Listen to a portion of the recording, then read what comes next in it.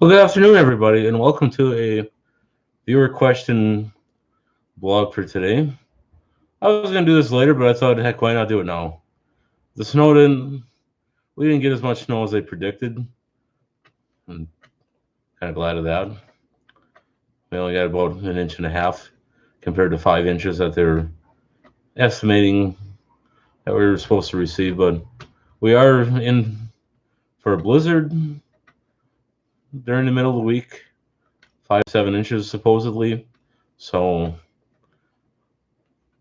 we're not going to have a lot of. I might make this a two-parter. We have some viewer questions on the email today. So let's take a look and see what one of our viewers asked us today. Question number one. When you do snow removal for your job at the church, what kind of equipment do you use? Well, actually, there's quite a few different pieces of equipment that I use. Between a combination of different walk behind snow blowers, different style shovels, different tractors, but typically in the past I've used like a 20-inch, 24-inch, 28-inch, 26-inch snow blowers. One was a Simplicity 755. That's an 80s model with a 5-horse Tecumseh engine on there. I didn't use that to do the whole thing, but basically I used that piece of equipment for just kind of getting in tight spots where you can't get with the larger snow blowers. It doesn't throw snow very far, but for getting in tight areas, it works quite well. Other than the carburetor on there, probably could use a bit of a tune-up and an adjustment. Because a lot of times, after about a half hour running it, it tends to cut in and out. So I don't have the time of day to mess with it. So I just assume take the carburetor off, take it somewhere, and then have it recalibrated or adjusted, and then put it back on and away. Have I used it this winter? No. I currently have a Sears Craftsman snowblower from the 90s over there. Haven't actually fired it up this year yet, but I use it actually over in this location here. I don't actually keep it here, but last year a couple of times I brought it over here to do the front sidewalk here and then clean the yard out and then do out in the street a little bit. It worked all right, but in wet heavy stuff or in the slushy snow, well, usually first I start out over at my place of employment, and by the time I get over here, it's all wet and slushy, and it's a real miserable mess to work with. So, of course, it plugs up all the time, but best time to do snow is early in the morning, like around 6, 7. Problem is when you wait until the afternoon, when it warms up, it gets heavier and wet and slushy, and it's a bear to. So I recommend doing it in the morning. If you're not a morning person, become a morning person. It'll save you the hassle for later. I know I have to go to work, get up even earlier, and if you get up like at 6 or 7, get up at like 3 or 4, go out do your driveways. It'll save you time later. And best snowblower I've ever used was an Ariens 24-inch. It's not the fancy model, doesn't have all the hand warmers on it, but as far as how far it throws the snow, I would have to say I'm quite impressed with an Ariens. It's balanced correctly. It's not heavy and awkward to move around. Sure, it doesn't have the lock differentials on the wheel, but for basic snowblower, you don't need all that. It's just more of a hassle and a headache to work with later. And that one throws the snow about a good 10, 15 feet. And even in the wet, heavy stuff, it actually, at Aaron's, works quite well. Do I recommend it, Aaron's? That model, yes. I don't have anything to complain about it. The only thing I don't care for is the newer engines, because you don't really have any adjustments for the choke on there. But as far as the construction and the quality of the blower and the way the auger is laid out, yeah, that one does plug up too. But then again, all snowblowers plug up. The only one that I hear that is spectacular as far as snowblowers is Toro. I hear that Toro, their auger and chute design is supposed to prevent.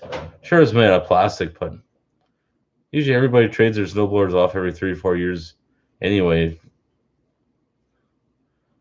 And the problem is, a lot of times, it's not because they fall apart before your eyes. It's just the salt and sand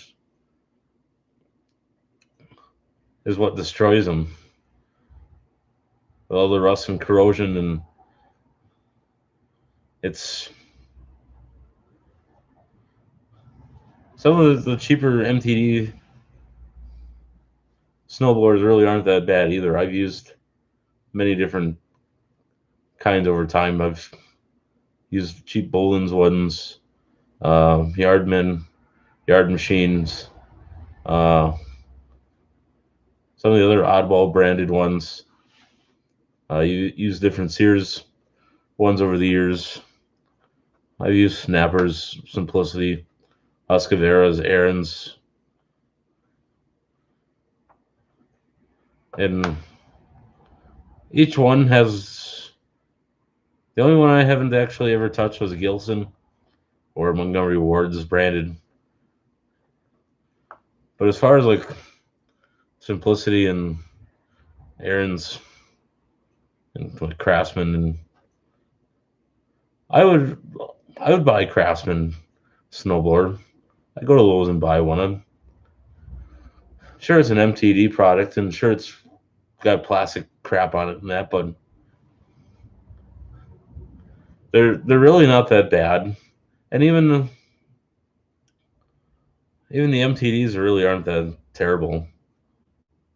If you get a couple seasons out of it, even like a Troy-Bilt or even Cubs. Actually, I've even used Cubs. I've even used 3-stage. The only thing I don't really care for the 3-stage blowers. They're not cracked up to be. The thing I don't like is because I shear more pins with a 3-stage than I have ever with a 2-stage. With a 3-stage, you got the auger in the middle, and then you got those on the side. And when you're trying to go with it's designed for the icy, for the sidewalks, and when you get a plow that comes down the highway, and you get all the slush and ice, and that's what those 3-stages are designed for. But they don't really work as well as they advertise them to. And the church we bought one 26-inch, and they wanted to sell us a 28, but the problem is between the 28 and the 26 had the same style engine, and at the time I kind of thought, when I was talking with the dealer, I'm like, wouldn't that be a bigger strain on that motor to get the 28? And he's like, well, 28 is a very popular. I'm like, I'm not looking at how popular something is. I'm just looking at how long I can make it last and how long I can keep this thing going. And after about 2 winters with it already, I do use it on occasion. But as far as, and don't get me wrong, I like the dealer very much that we purchased it from. They're great people, in my opinion. I usually, if you got a problem or a question or something, they'll even stop by and take a look at it without charging you for it. And not many dealers will do that, but this dealer is a farm implement dealer, probably about 4 towns south of here, and I can't really complain. If you want to know something about the engineering behind something, they usually explain the best they can, and so. And we bought a Cub garden tractor from them, and had some major issues, and they covered it all under warranty. So they even threw in the fresh new set of blades to go along with it and an oil change. So can't really complain about the dealer, because they go above and beyond what's expected.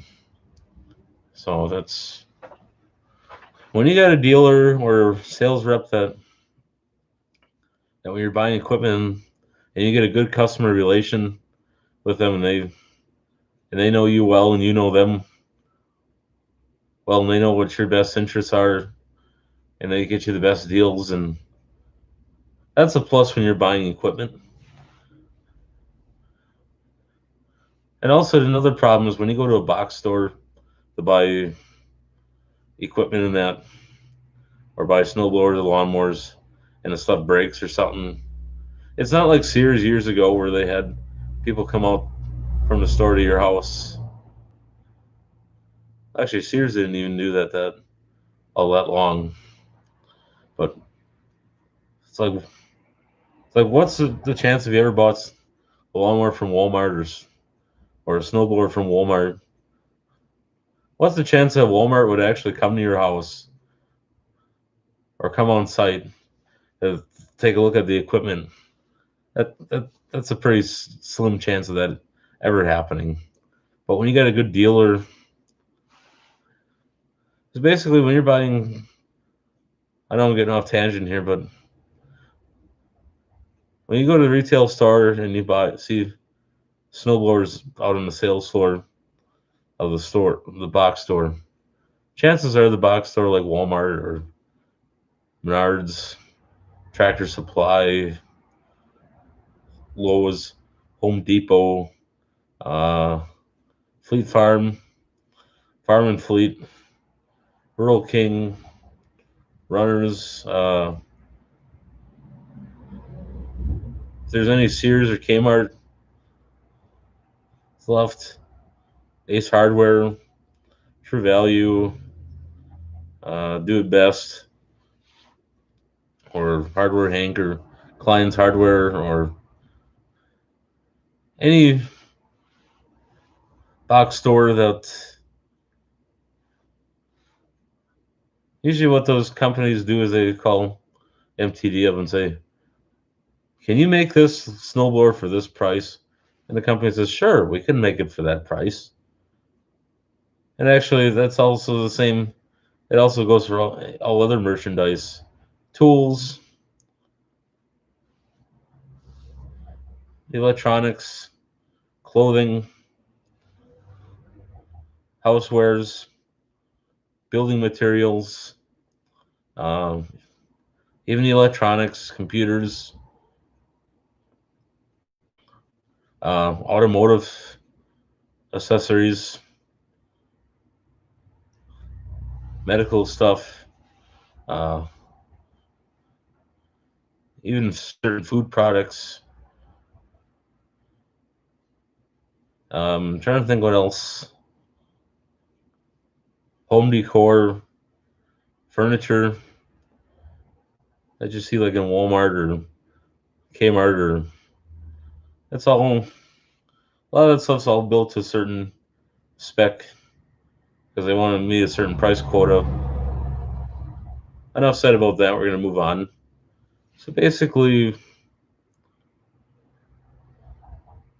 the only brand of snowboarder that I'm not impressed with is Husqvarna. And the church had a 28-inch Husqvarna. Don't get me wrong, it had a nice engine on there, but that thing, however Husqvarna engineered their snowblowers, a lot of times they're always off balance. It felt like you're picking up the weight of the whole thing. And frankly, it's just, it really was not designed well for the customer. Don't get me wrong, it was a very hefty machine. And it did not come from a box store either. That came from a dealer. And the dealer that it came from was a reputable dealer as well. Do I do business with that particular dealer? No. But you got to remember when you're picking out machines and stuff, you got to pick one out that suits your needs compared to. Now, if you got a lot of snow to do, then yeah, you probably want to get something reputable. But so enough said about snowblowers. So when it comes to different snow removal equipment, we're going to move up now. So typically at the church, I use 2 different garden tractors, a couple of wheel horses. One's a C160.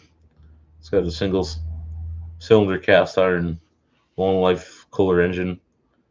And that one I typically use a plow on there, and that thing is like a beast. You can push a lot of snow but the only problem is it doesn't do that well in 12 to 18 inches of wet, heavy snow.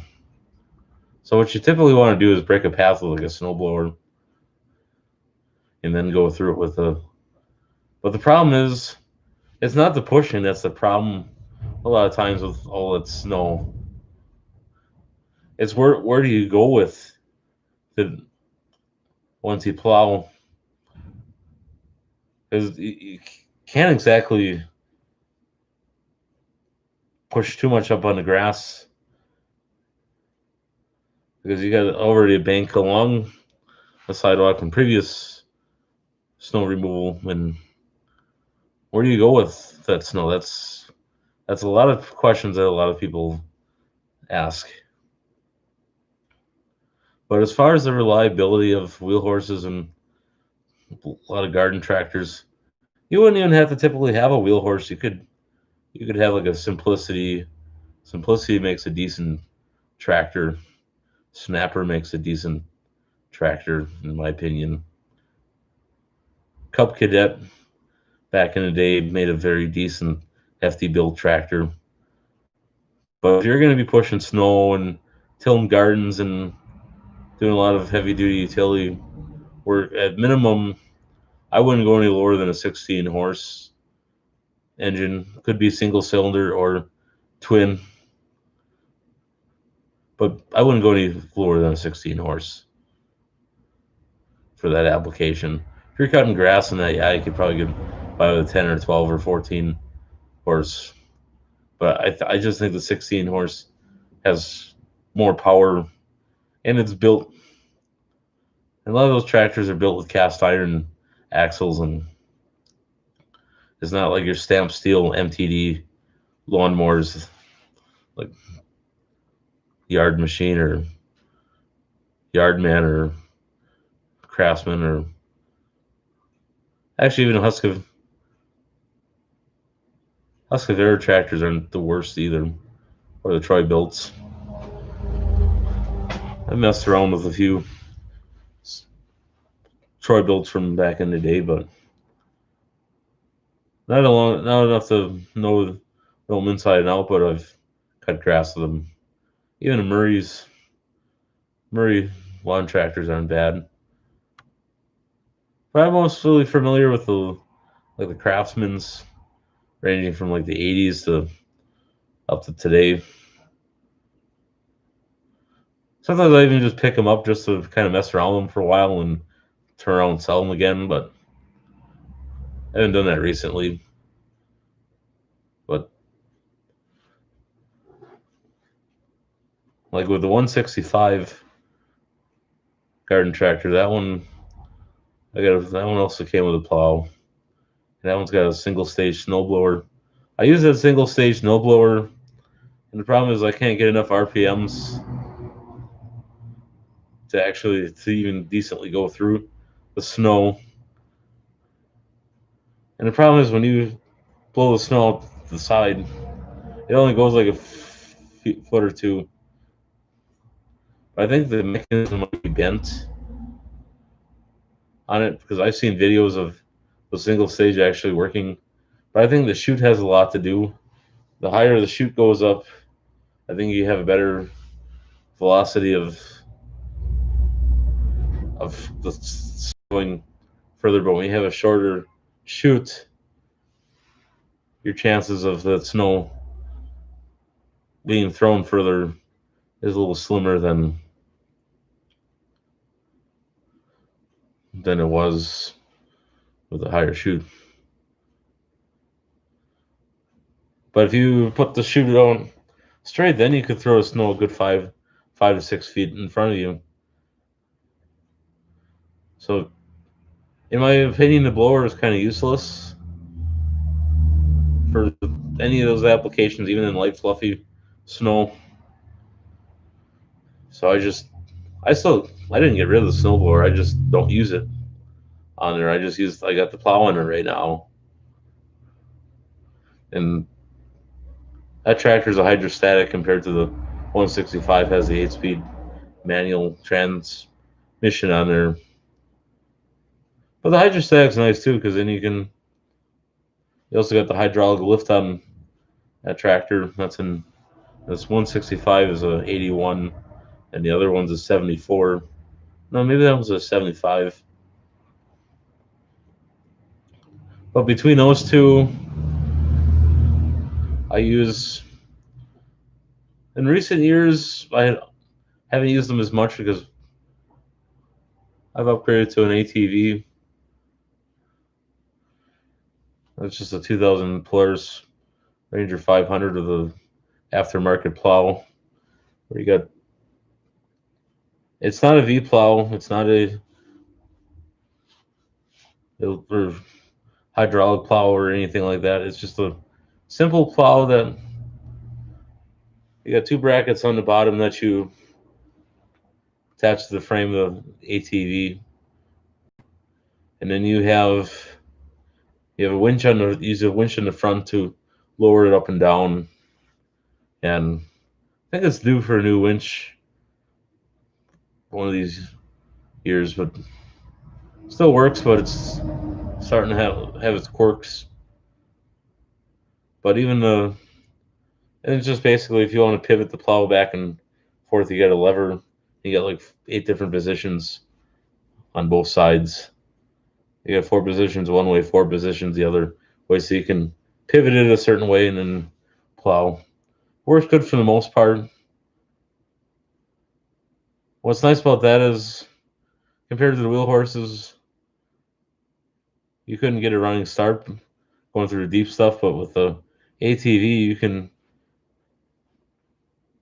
What's nice about having all-wheel drive on there is you can actually run through deep snow with it and not get stuck compared to a front-wheel drive car or van. So I can go ripping and tearing and go 30, 40 miles an hour through all that deep snow and not get stuck and handle around the corners quite well. And it's also a blast.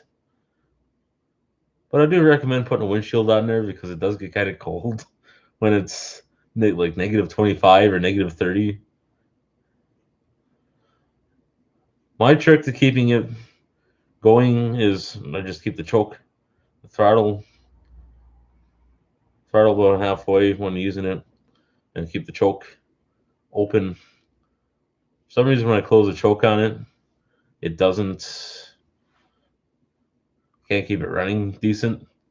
So even in the middle of summer when I use it, a lot of times in summer I'll pull a trailer around or pull cars around or something, or use it for different applications. Like if I'm dragging something or moving something, or doing some landscaping work with it, or then even in the middle of summer I got issues with that. But as far as the maintenance on there, it's kind of a headache. So usually I just take it to a dealer, pay the exorbitant amount of money that it costs to do the tune-up. But they got the tools, they got the hoists. I don't have a hoist, so I get stuck crawling underneath doing stuff. But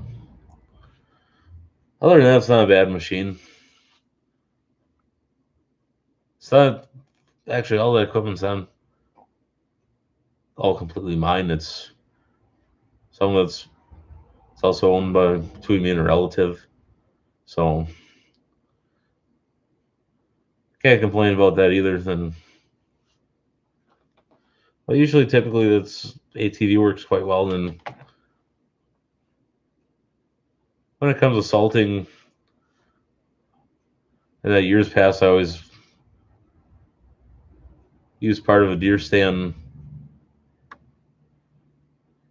not a deer stand, but one of those mini deer stand seats or something. I just cut part of it off, and it's just enough to put like a 5-gallon bucket on the back. And basically, you just fill it with salt and sand. Not only was it a good weight for going around, for driving around in that, but a lot of times you had to salt the sidewalks and stuff, so it was convenient. You just park in one spot, get out, scoop it out, dump your sand and salt out, and that worked quite well. Or in the summertime, a lot of times I just throw tools in a cordless drill or loppers or pruners or even hand tools or whatever you needed. Use it as a utility vehicle. Like if you're working out in a different area in a field or something, or if you're out in the country or whatever, that it serves quite a few different purposes. And then a lot of times I would tie tools down to the racks on there, so that worked out too. And then shortly after we got that piece of equipment, we picked up a Kubota GF 1800. It's one of those front mounted mower or tractors where you hit the mower deck on the front, and you got a 42-inch blower. Unfortunately, the deck shattered, so I don't have the deck anymore. The deck went out, and it also needed a new yoke and a spline for the deck. But the spline for the snowblower is still in good shape yet, so but that one typically I burn through a lot of shear pins quite regularly. A lot of times with that machine. Great benefit of that machine is it's diesel, and it actually had more torque and power than a gasoline powered tractor.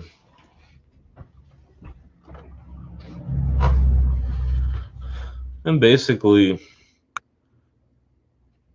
the quality of it and the construction of it was quite decent, in my opinion. Same, I would have to say out of that style tractor, I have to say that's actually probably one of the better ends compared to using the Toro, ProMaster, or ProLine front mounted tractors. What was nice about the Toro was you could actually get those in down to like a 42 or 40 or 44 inch or 48 or 52.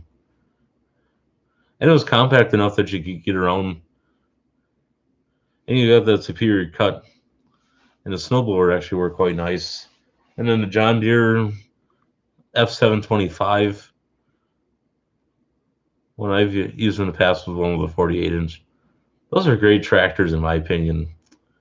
They're actually better than zero turns, but the common problem with those tractors is the yokes and the splines wearing out, because enough of the movement where the deck goes up and down or you're going down hills, and once you get to the bottom that your deck here constantly moves around, and that's what destroys them, splines and yokes and shafts. It's not, and it also wears out the mechanicalism. It's not like the sides that split apart, but it's around where the gearbox is for the deck, and where the spindles and pulleys are for the blades. And unfortunately, you can't really prevent it from happening. It's just from years of use, it wears out. But a lot of those tractors, they haven't made those that certain style and series in over the last 20 years. You can still buy the front mounted, but the smallest you can get now is like a 60-inch deck or 61-inch or 72. And that's kind of big in my opinion, or kind of too big, but it is what it is. I guess everybody nowadays wants zero turn mowers, but enough said there. So basically, with like those Kubotas, if you had a nice light fluffy snow and you still had like 8 to 12 inches, you can't you can't just rush into the snow with that machine. You gotta slow down. You just kind of gotta inch it along. That's with any snowblower. You can't just shove into the snow, especially wet heavy stuff. Not only are you wrecking the engine when you're putting under that much load, but sure, the machine is tough, but it was never meant, because you're putting a lot of strain on the gearbox, you're putting a lot of strain on the shear pins, and you're also putting a lot of strain on the engine, and you're also, when you get the engine too hot, you're also shortening the life of the engine. Because people always wonder why they blow engines or they throw rods and stuff.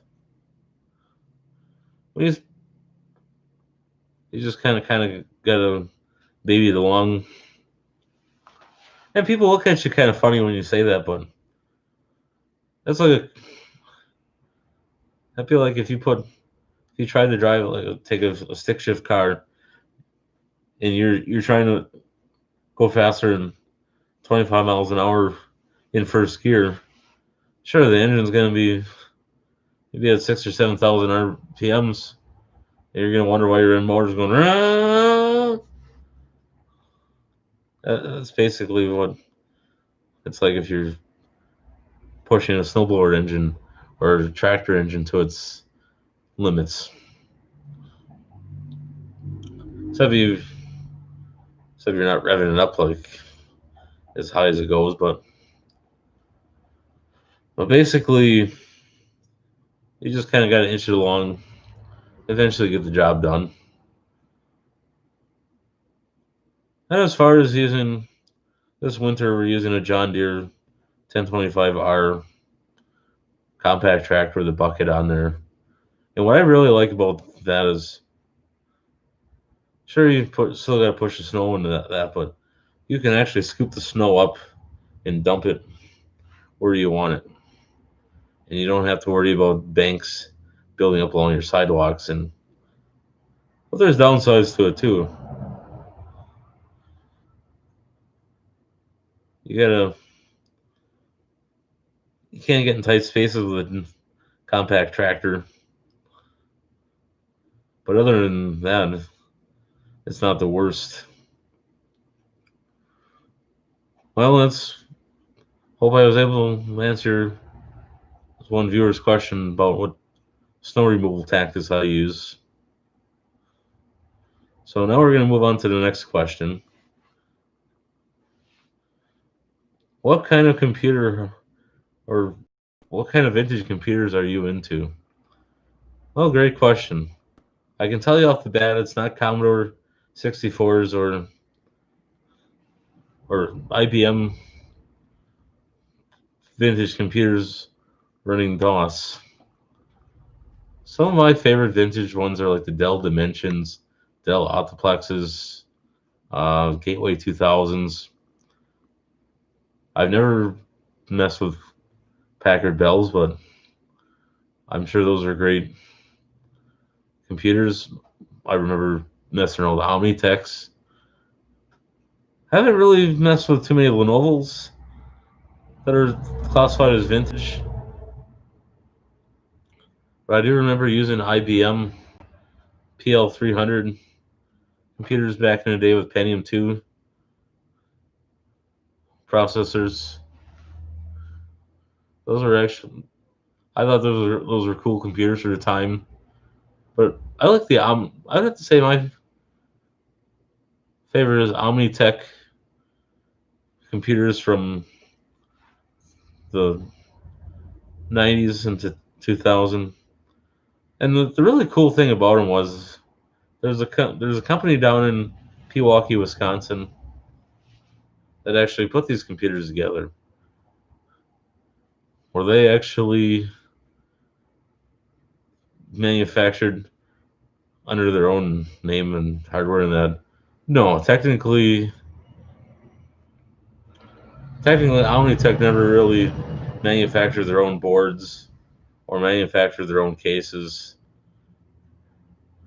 They were basically custom built computers and custom built servers. But what was the only thing different was they used a lot of the cases were the same as what other manufacturers used. They just put a different faceplate on here. So, for instance, like I got a case sitting here.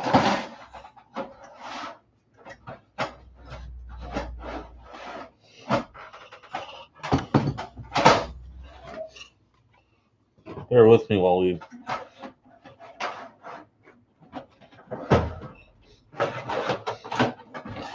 So, as for instance, like this Dell here. Typically, this is the same case as you use like on an HP or an Asus, but Dell will just put a different front on the case, and that's in particular what Omnitech did. But that's beside the point. I thought Omnitech. I had to give them a lot of credit, even though that people had problems with those computers over time. But I pretty much like just about every model that they had over the years. I've used quite a few different models of them. Some Pentium 2s, some Pentium 3s, Pentium 4s.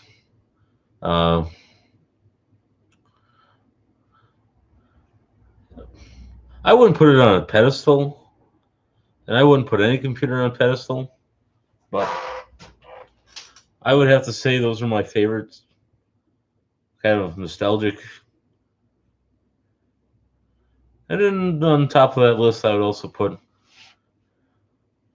I was never really a big E-machine person, or everlasting E-machines as they call them, but I also liked the MPC, which was Micron Personal Computers, which actually bought out Omnitech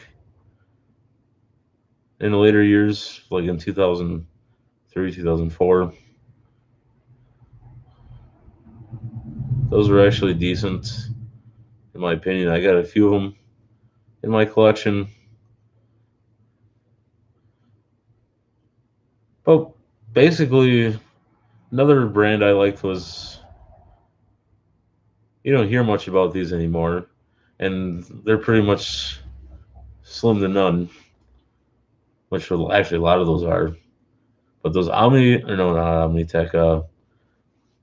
Some of you might be familiar with Quantex by Microsystem. That was a small PC company that made computers, and they actually went bankrupt. But basically, had one of those growing up, and had one of the original or Intel Pentium. It wasn't a 386 or 286. It was a first gen Pentium. It's like a Pentium 1 basically, and I don't have a computer anymore. That one's long gone. But if I ever came across another one, I'd probably buy it for the. There was a lot of good times with it.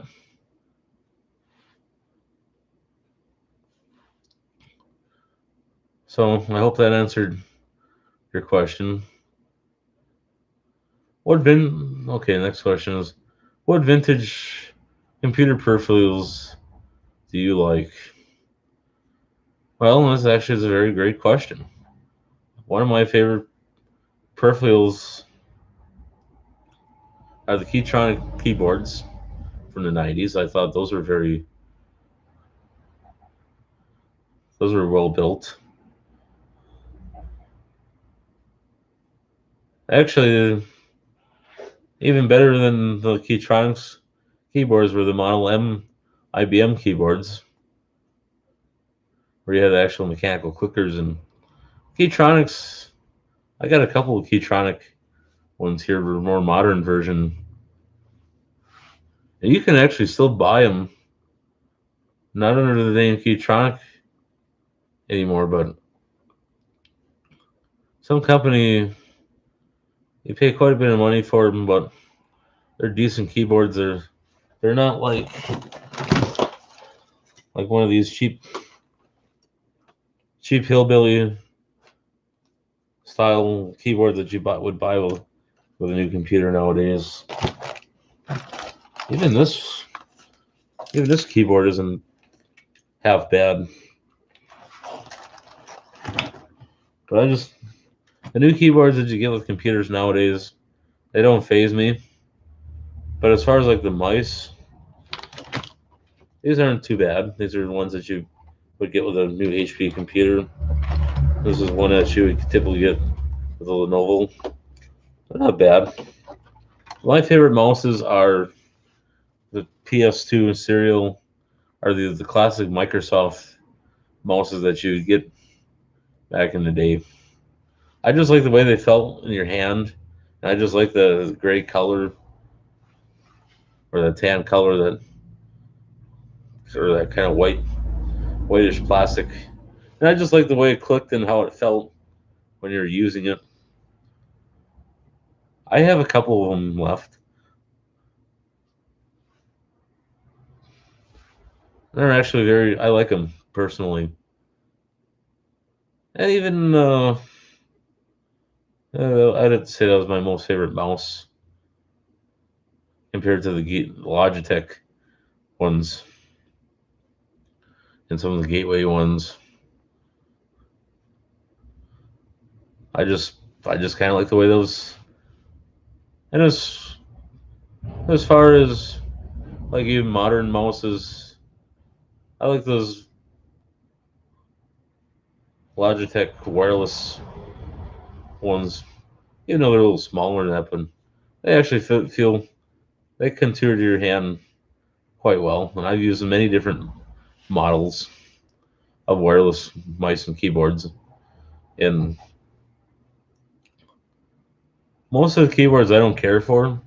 They come with the wireless, but the older ones that are more fuller in the, I like I like those. As far as like even the vintage keyboards, like even the ones that you got with Dell back in the '90s, those are decent. And the same with Gateway keyboards that you got with your Gateway 2000s. Uh, Even the ones that you got with your Omnitech PCs, which were basically actually Keytronics, but they weren't bad. Or the ones that you got with your '90s IBM PCs, they weren't bad either. And as far as speakers, I like there's a couple of brands that I like. I like Labtech speakers from the '90s, even though they're cheap and tinny, or some of them were, but they made a few models that were exceptional that had decent sound for being a two speaker system. Some of them had bass and treble options on them, and then a lot of them, the ones I'm familiar with are. Let me go to eBay real quick.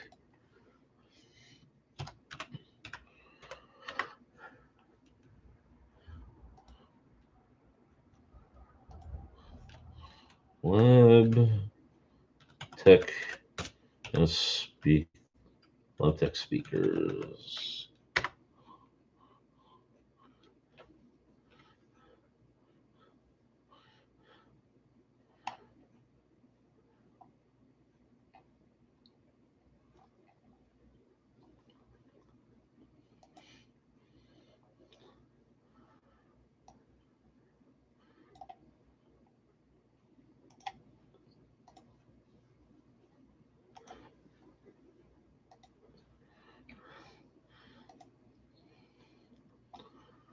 Let's see here.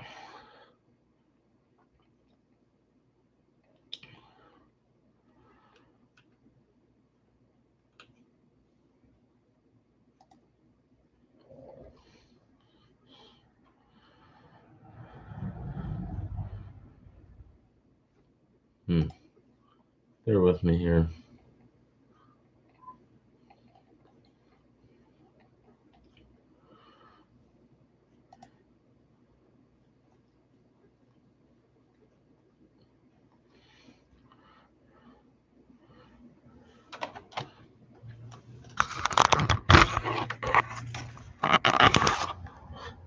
So I've used speakers like those in the past, and honestly, I kind of like the looks of them, and the sound quality is not bad.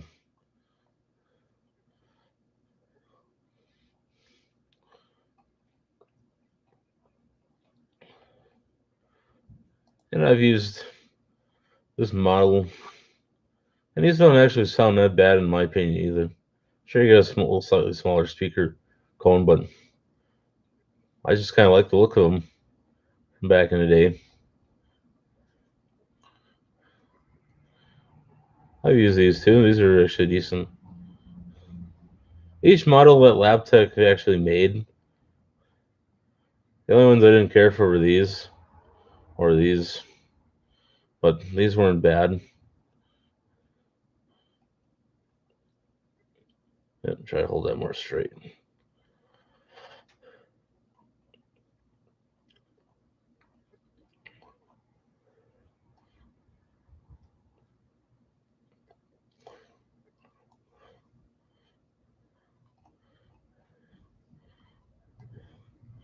And then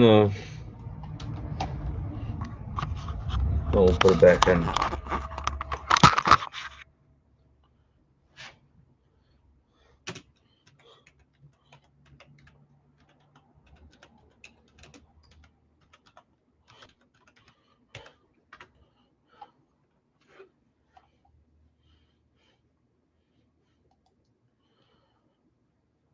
So let's see here.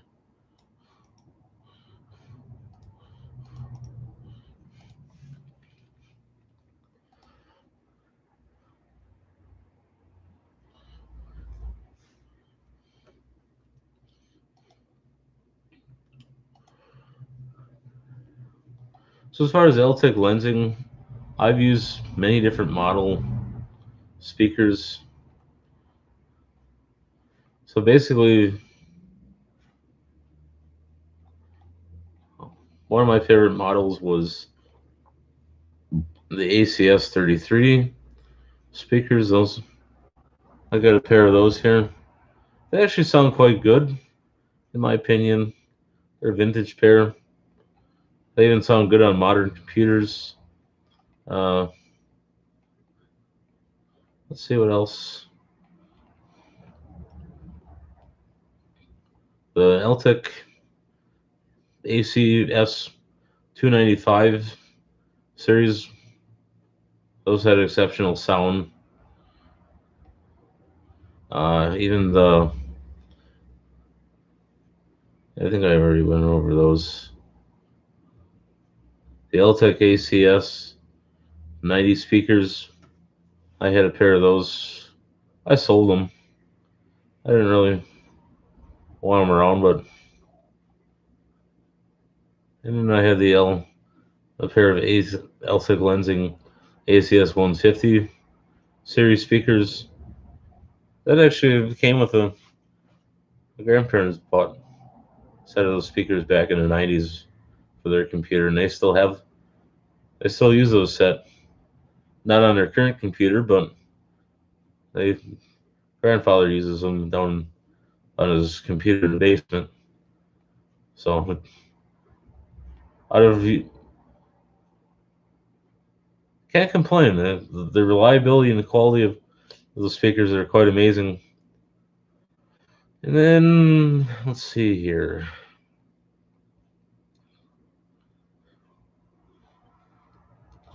Let's see what else models.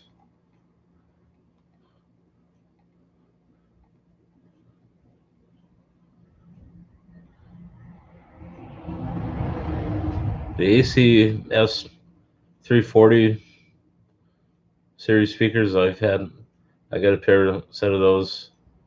The Eltec Lensing AD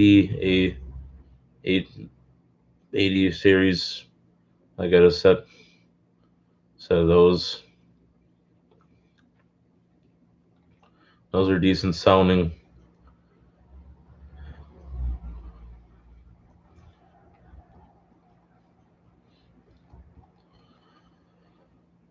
Let's see what else.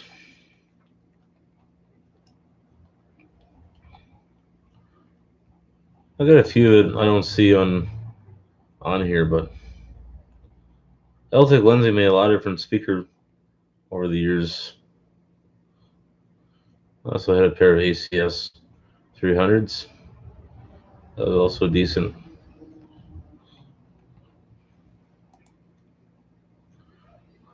And I've had a lot of different Logitech speakers over time. But basically, there's and then I have the Dell version or Dell branded Eltec Lensing speakers, like the more recent ones, not the dark gray colored ones, but I've used those. I would have to say my most favorite set of speakers that I'm currently using now is the Bose, the 2.1 channel speakers. I found those at a yard sale, and I'm currently using them here in the office. When I don't have customers in that, I usually crank the music up, and they really sound good. So, hope that answered your question as far as peripherals. Okay, next question. What's your favorite CRT monitor? Gosh, I haven't had the CRT monitors in the last couple of years. Well, actually, a lot of them are decent in my opinion. I've used IBM CRTs. I've used this brand called ADI Microscans. I've used Hitachi. There's several different models. I can't remember them off the top of my head, but they were nostalgic ones. NECs, I've used ViewSonic. I've touched a few of those. Um, Even off the or non-branded ones that were fairly recent, Dell. So actually, in a way, I've used different various brands, Acer ones, uh, Gold Star, MAG. So it's kind of hard to say specifically what brand, but they're all kind of good in their own ways. And it also depends on your preference. No, I've never used Packard Bell branded monitors. I've used Gateway ones. So I hope that answered your question. Next question. Typical Sears Craftsman kind of guy. And apparently we lost our internet connection. Okay, we're back. I even like Montgomery Ward's Powercraft branded tools, Pencraft, Kmart branded. Honestly, even like tools in general, each tool brand. I even like Harbor Freight stuff, like the Pittsburgh and some of the new stuff that they got now, like Doyle, Icon, some of the other brands that they're starting to like Drill Master, Popular Mechanic, or Master Mechanic stuff. Ace Hardware branded tools. Uh, Artist branded stuff like the Master, Force and Tool Shop and Performax. Fleet Farm branded stuff. Uh, I like Snap-on stuff, Mac Tools, S&K. I guess you could say I'm kind of all over the place when it comes to tools. And even power tools, I like the DeWalt stuff, Milwaukee, Makita, Rigid. Uh, Even if Menards branded stuff isn't bad, or I don't even mind Harbor Freight stuff. It comes with woodworking equipment, Craftsman stuff I like, Black and Decker stuff. I've used a lot of different tools over time, different brands. I've used Delta drill presses and table saws and band saws, jet stuff, Grizzly, Powermatic. Uh, I've used even hyper tough stuff from Walmart. Wasn't mine personally, but and I've used a lot of different brands of drills, a lot of knockoff drills. So I'll put it this way: a lot of your knockoff drills that you get from years ago, or you've never heard of brands that you never heard of. The drills themselves are okay for doing like DIY or do-it-yourself projects, but those drills are never meant for drilling through concrete or steel or any major. So it's just for putting furniture together and doing a few minor things. But it's not the drills themselves that are junk. A lot of times, if you don't charge your batteries or keep them charged all the time, those nickel cadmium batteries tend to build crystals on them, and sometimes you can rejuvenate those batteries, but sometimes if you don't do it quite right, you can just fry the batteries.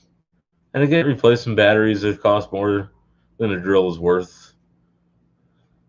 So typically, it'd just be cheaper to buy a new drill than it would to replace the batteries. But a lot of the newer nickel cadmium batteries are built a little different than they were years ago. But currently, I use more lithium ion batteries. I got Black and Decker, Porter Cable, DeWalt. that I'm currently using at the moment. And I still keep those batteries on a charger, but I never had any problems with those drills. And some of them I've had for over a decade already. So it's can't complain. And even Harbor Freight stuff isn't bad, in my opinion. There's better brands out there like Fess Tools, but that stuff's an arm and a leg. It's more for contractors.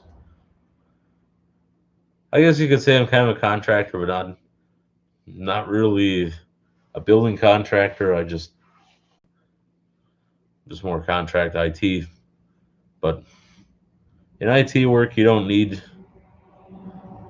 fancy woodworking tools and $400 drills, or you can get by with cheaper stuff like Task Force or Tool Shop. But I do use Craftsman corded drills and stuff like that. So typically, it doesn't actually matter what you buy. It just depends on what you're going to use it for. Okay, next question. What modern computer would you buy? Honestly, I can tell you it's not going to be an HP. I don't care what. The only brand new HP I would buy would be a Z workstation. That would be about it. Their laptops are not that great, and their desktops aren't that great. I'd go with the Dell XPS model, or the Latitude, or the Optiplex. That'd be my choice for Dell. And my choice for Lenovo would be the ThinkPad, ThinkStation, or ThinkCenter. And as far as, I would even buy a Mac, or an iMac, or a MacBook Pro, or even go custom built, depending on what I need it for.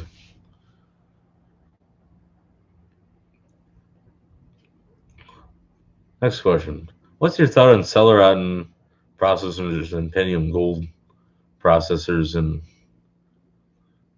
it's just the Pentium processors that are off that you can buy today? Honestly, I shouldn't rip on Celerons because I've used some Celeron computers I've used over time are actually, they weren't the worst. I had a few Pavilions that had Celeron back in the day. A couple of Dell Dimensions that had Celeron processors, and the regular Pentium, and even a few modern day computers that I still currently have that have Pentium processors. Would I buy one today? No. I would not buy a regular Intel Pentium series or a Celeron. There's much better stuff out. Before I bought a Celeron, I'd buy an i3. A Celeron, it's just basically it's a throwaway processor, in my opinion. In my opinion, it's not garbage. I wouldn't buy a Celeron computer. But a lot of your Chromebooks have Celeron and Pentium processors and Pentium Gold. And it's enough just to power those devices up. For an internet surfer, you can get by with that, but I don't know. When you're used to, i7s and i9s and i5s and Ryzen cores and a6s or a8s, a10s, a12s, a9, and you go down to it's like an E50 processor or E4 or 450 or E series AMD processor. That's just as equivalent to a Celeron or a Pentium. But I'm not trying to bash the processor in any way. It's just not something I would want to buy. Okay, we're gonna move on to the next question. What would you pick for a printer these days? Well, you can buy burner printers from Walmart, the Canon. If you're lucky on Black Friday, you can pick one up for like around 25 to 50 bucks for color with a copier on top or scanner rather. It's not the printers that cost so much, but it's the ink cartridges that you buy that kills you. Well, not physically kills you, but financially, it they're very expensive. I would I'd assume just go with a laser printer, black and white laser, and be done with it. A lot of those black and white laser cartridges that you buy, like with a Brother or a Dell or HP branded printer, you can get about 5 to 6,000 pages per cartridge or per print. So, and then typically there's not a lot of major maintenance that's got to be done with them. You don't have to worry about cartridges drying out or they're typically reliable. And yes, they do consume a lot of electricity, but you gotta sacrifice that for quality, and you can buy laser color printers as well. Do I own one? No, but eventually, if my business needs require one, then I will purchase one. But it more likely would be a Brother. I've used this had that Brother since I got that when I moved into the office here, and it's been nothing but reliable. Yeah, it's got a lot of quirks. It's not really happy with 10, but it is what it is. You just make it work anyway. So we're gonna move on to the next question. What's your favorite car? This one I've answered several times. I actually got quite a few different favorite. I like the Dodge Spirits, Dodge Dynasties, Plymouth Claims, uh, Dodge Stratus is from 2000s. Uh, Particularly if I was going to buy a Stratus, I'd get like either a 98 or 99 or 2000 with the 2.5 liter V6. And I get the ES with the fancy with the rims that came with that package, spoiler bar. If I was gonna go Lincoln, I get the Zephyr from 2006 or the MKZ from 2007 or 2008. I think they're kind of flashy looking. Either that or if I was gonna go like a what the heck? I was gonna go like a Chevy Impala, either early 2000 or 2012 or 2013. Uh, have to be the V6, not the four cylinder. If I was gonna go Ford, either go the Taurus. Yeah, I think I'd do the Taurus. Wouldn't matter what year.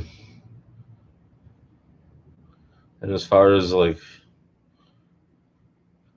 like a Buick, either be a LeSabre or Park Avenue or LaCrosse or one of those full size cars.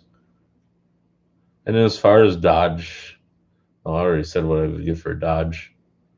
But if I was gonna go foreign, exotic, either in, well, I currently got a i30 Infiniti, but either that or the predecessor Nissan Maxima from 2000 or Toyota Camry or the Avalon from early 2000s.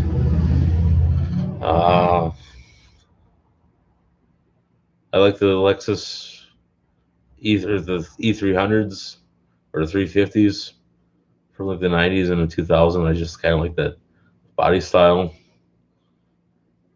Um, as far as like even Subaru stuff, I like their Foresters and I like their Outbacks and their WRXs and their even Imprezas. I think those are kind of nice cars. Uh, even like uh, I'd have to say even like the Volkswagen Passats. Like I like those or the CCs. And we'll get exotic here. Two cars I would buy that were very swanky would be like a. If I want to get swanky, I'd get like a Jaguar X type or the S type. Actually, I think I'd probably go the S. A little bit bigger car, but those are actually all very unrealistic to actually have any of those. Or the Hyundai XG350 would be another choice.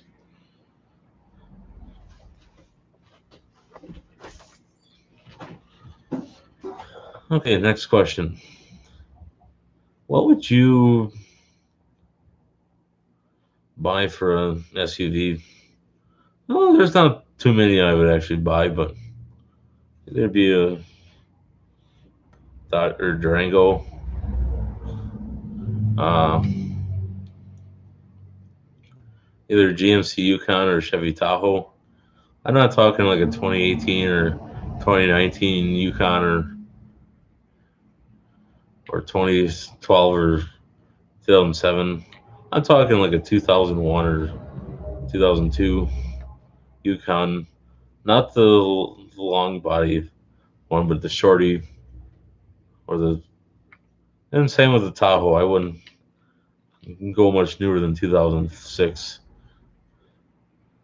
Between 2000 and 2006, I would buy.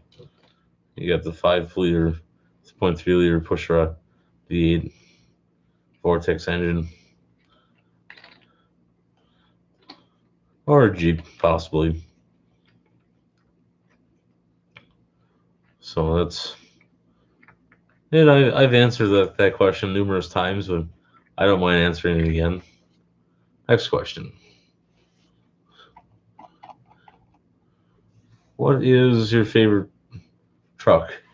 Well, I would have to. It's a toss up between a Ford F-250 and a Dodge Ram 2500. If I was gonna get a Ram 2500, I'd have to have it with the 5.9 Cummins. Newest I would go is 2000. I wouldn't go any newer than 2001. I'd want the 8-foot bed extended cab, and then I would put a truck cap on it, and then I would possibly do a few mods. I wouldn't jack it up, and I wouldn't put fancy rims on there. The only thing I might do is delete the muffler in the cat and put a straight, like a 3.5 or 4 inch straight pipe on there. And no, I wouldn't put any fancy tips on there.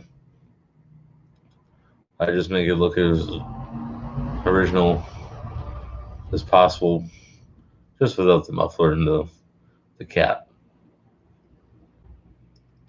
And I wouldn't act obnoxious when driving it either. I wouldn't sit there and roll call anybody or anything like that. And then as far as even like the W250s or D250, it's like from like 93 or 92 or 91, I would also do one of those with the Cummins. And then as far as like the Fords, I would either do a 6.9 IDI diesel from between the 80s, but then again, I would want the long bed with the extended cab and with a truck cap, or between 92 to 97, the 7.3 Power Stroke turbo diesel. But then again, I wouldn't put fancy wheels on it or anything like that, or big obnoxious looking tires. Because the higher you jack them trucks up, you gotta realize you gotta figure out how you're gonna crawl up in to when you got them. But the only thing mods I would do is just cut the muffler and take the cat off and just straight pipe it. There's a lot of benefits to doing that. And I'd have a flow control valves. So if I was going through a noise ordinance area, I could just kind of tone it down a little bit. And yeah, definitely the 7.3 diesel Power Stroke for sure. But then again, I'd get the 8-foot bed with the extended cab and then truck cap on there. So okay, I think we addressed that question quite well.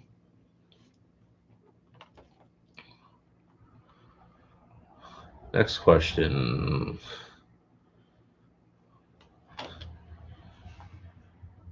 What is your favorite architecture of a building? Well, I wouldn't say I had one in particular, but I do tend to like the older buildings, like the older style grocery stores, old looking department stores. And as far as like buildings like high schools and school buildings or churches, or I'd have to say I like the buildings between 1910, early 1900s and 19, like buildings from like the 20s, 30s, 40s, 50s, 60s. I would say by the 70s, the buildings are starting to get kind of blah looking, but anything prior to that, a lot of your school buildings and stuff like that, I kind of like the looks of, and even the color themes and the way the layouts of the buildings and stuff. I always find it fascinating to go through those old school buildings, especially those from like the 30s and 40s, 50s, 60s. Anything after the 80s is just blah. 90s are buildings are kind of blah. But I would have to say, as far as architecture, it's it's kind of hard to pick just one specific style. So sorry I couldn't answer your question any better, but it's kind of a brain teaser if you think about it. Okay, let's scroll down here. Next question.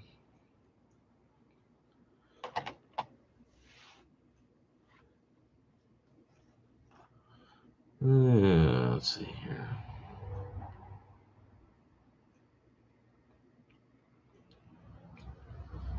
How long have I been doing computers? Honestly, I've been doing computers officially or business wise officially since January of 2016. Unofficially, I've been doing it since 2014. And as far as certifications and licensing, I'm not going to get into that on here on what I have and what I don't. But I do have certifications. and I do have licenses for doing what I'm doing. So, and every so many years you got to renew them, and I can see that. So, next question. I have to get some water pretty quick here. I'm getting parched. All right. So this question states, do you ever plan on expanding your business? I've actually thought about that quite a few times.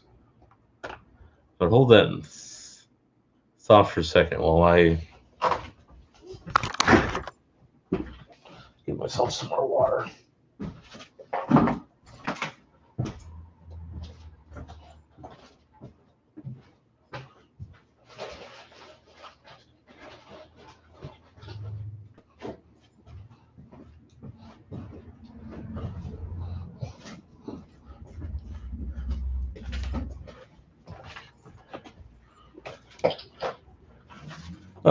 This is much better.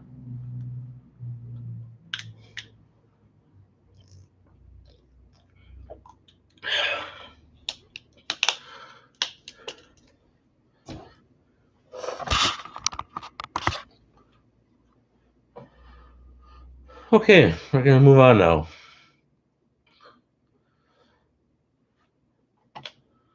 So what's your thought on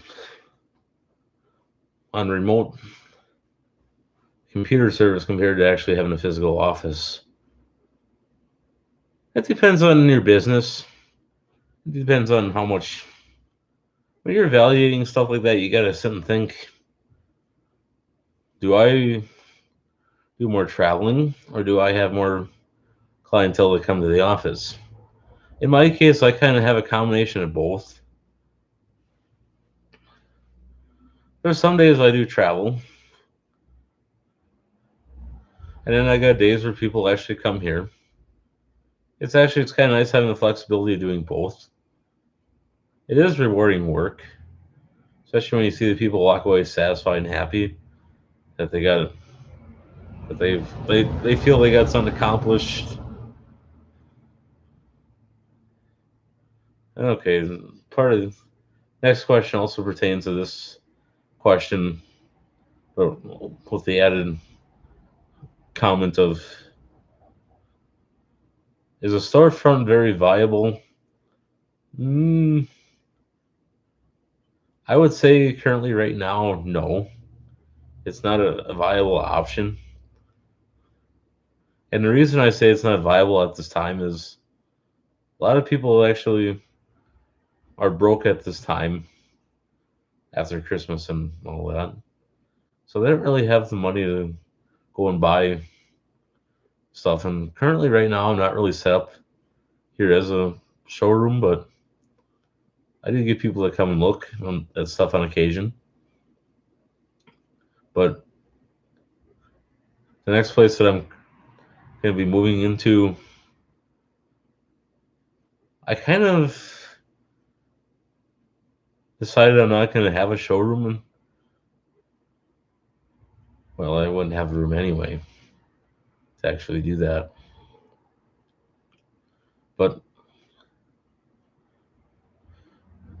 maybe someday when I get more money coming in, I mean, we get like 4 figures or 6 figures or 5 figures. Actually, when I got 5 figures coming in like a month or something, or 6 figures a year, then I probably would think about expanding out and offering more services and having an actual showroom and actually being open. And the thing is, when you're running a showroom, that it's hard to be a one-man show, being on the road and being at your office at the same time and holding down 2 other jobs. It can be done. but you're spreading yourself so thin that you don't sleep enough. So that's currently right now it's not really a viable thing at this time. And my advice to the viewer that asked that question is start out small. Don't bite off more than you can chew. I'm not talking mentally and emotionally and physically. I'm talking also financially. Don't invest all your eggs in one basket. Spread them in multiple baskets. And you wouldn't believe how many people look at me when I say that. But it's just right now, it's only do what you can afford to do. When I started this business out, I started it out on a very small shoestring of a budget. I didn't have the capital of 100,000 plus, or even 50,000, or even 10,000, or even $1,000. I started this business out on like $100, and you're thinking $100, but a lot of it, a lot of the equipment, and I didn't actually buy it all brand new. A lot of times you can go to yard sales and picking up like screwdrivers, power tools, and stuff.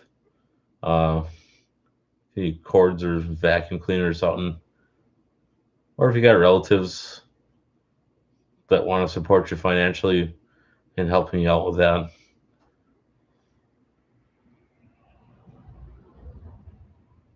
There's some stuff I had to pay that I did have to buy new, but most majority of them I was able to find either from store closings or auctions, or actually I don't really buy as much from auctions, but or stuff on the curb. So there's a lot of viable options. And sure, when you start a business for off of $100 or 150 or $300 or something, it's not really much of anything to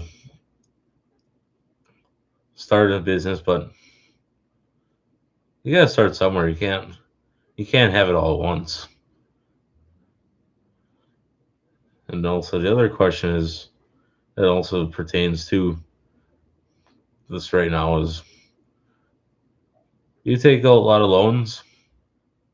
No, I don't actually do any loans because loans are a great way of building your credit. And don't get me wrong, but when you know in the back of your mind that if you took out a loan that chances are that you know that you wouldn't be able to pay it back, why take the risk when you know that financially that you're stretched? Why take the risk when you could play it safe and only buy what you can afford or do what you can afford compared to there's a lot of business people when if they make a bad investment or somebody sues them that they lose everything. Technically, you're supposed to actually have a LLC license or a corporation license, but then you got to pay taxes, and I do pay taxes, but just slightly in a different fashion than. And believe me, I get taxed heavily on a lot of stuff.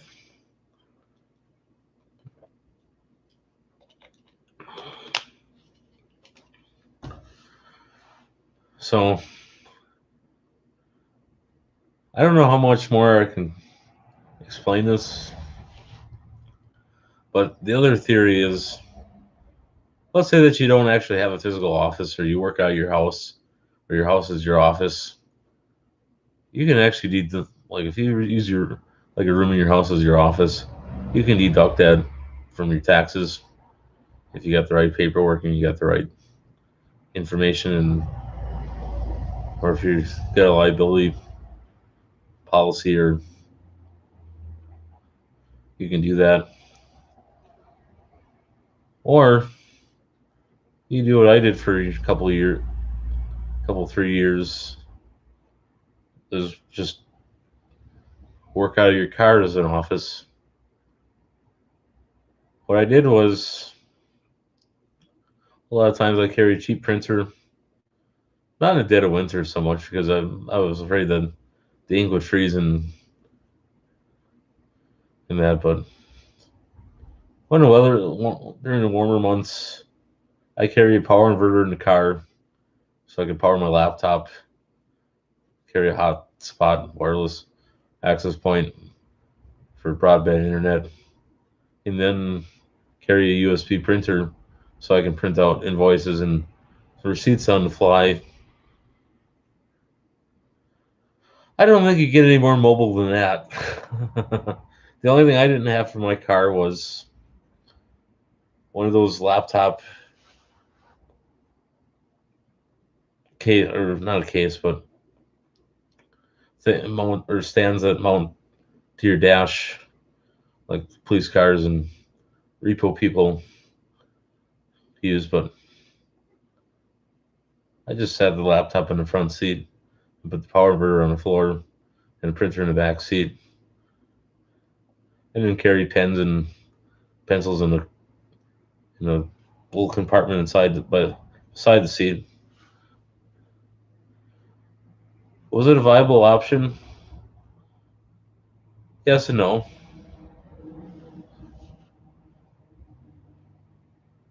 But if you're going to do it in a vehicle that's comfortable for riding around in. Don't do it in like a smart car or something, or a convertible. Because chances are, if you have a tiny car, you got a whole lot of equipment around. It's If you're gonna do that, you're actually better off with a van.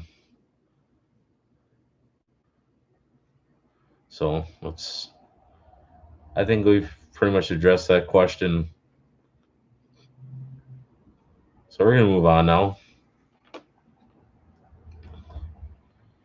Okay, this question is asking, how many years do you plan on being in business? Honestly, I don't really know how to address that question.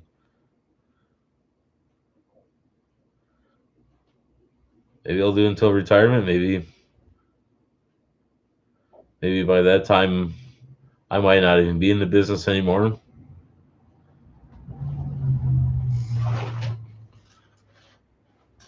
Maybe I'll be a bigger firm.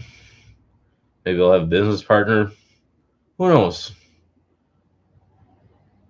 I don't actually know how many years I'm going to be doing this.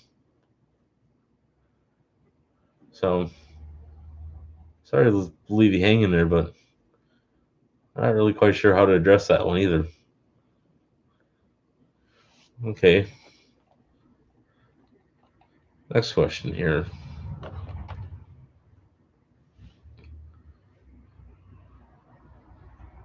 Okay, that's also a repeat of the same one from before. So I think on that note, we're going to end. We'll make part 2 later in the week. So thank you all for tuning in. I know this is a long-winded video, but it takes time to go through the questions, and I didn't actually prepare for this beforehand. I was going to do it later tonight, but then I thought, I might be tired or more tired by that time, so I figured, why not do it now?